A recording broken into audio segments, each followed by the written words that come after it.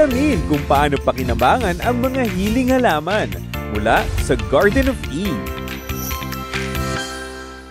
Nandito po tayo ngayon sa aking garden sa Tagaytay. Pero nasa loob po tayo dahil napakalakas ng hangin sa labas. Alam niyo po, pag ako'y namamasyal sa palipaligid at may nakita ako ng mga hiling halaman, gustong-gusto ko pong i-share sa inyo. At nitong nakaraan lamang ay may pinuntahan po ako at hindi kasi nag-grow dito sa atin sa Pilipinas itong hiling halaman na aking hinarbat. Pamana ni Kuya Benson niyang harbat na yan sa akin. Ang tinutukoy ko po ay ang olive leaves, no? Ito pong nakikita nyo dito sa aking tabi ay pinatuyo ko na leaves ng olive tree. Pag-usapan natin ang healing benefits ng olive leaves, lalo na po kung hindi tayo nakakakita ng mga bunga nito. Alam niyo po ba na marami ring benefits na makukuha, health benefits po yan galing sa olive leaves mismo. So, iha-harvest po muna natin. Tatanggalin natin dito sa stem, no, ang mga dahon ng olives para magamit natin na tsaa.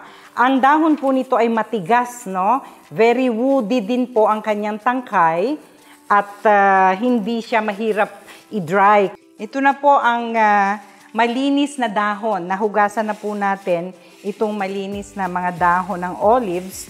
At ano na po siya, dry na siya na pwede na nating iproseso. Unahin natin ang pagpuproseso ng tsaa. Kung kayo po ay may maliit na pichel katulad nito, no, pwede tayong gumawa ng tsaa. Hindi na po kailangan pulbusin pa na parang green tea. Kasi sa Mediterranean region, ito po ang kanilang pinaka green tea substitute, no? Ang mga olive leaves. Alam niyo po ba na ang olive leaves ay mayaman sa antioxidant, may antifungal properties din ito, may antibacterial, at maganda rin po mag-benefit ang ating baga, lalo na po yung mga asthmatic, yung mga may bronchitis, dahil malaking tulong para sa katawan ng pasyenteng mahina ang baga. Titikman muna natin ang ating tsaa galing sa olive leaves. Hindi po siya makulay, no? Pero nalalanghap ko po ang amoy ng olive leaves dito sa aking cup, no? Mula dito sa hot water na ito. Herb na herb ang dating.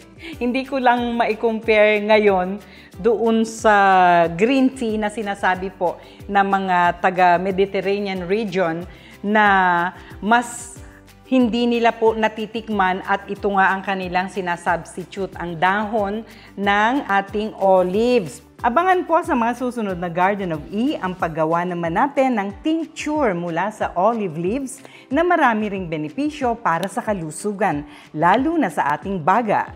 Yan po ang ating tampok na hiling halaman sa umagang ito at sana ay makinabang po kayo sa ating halaman.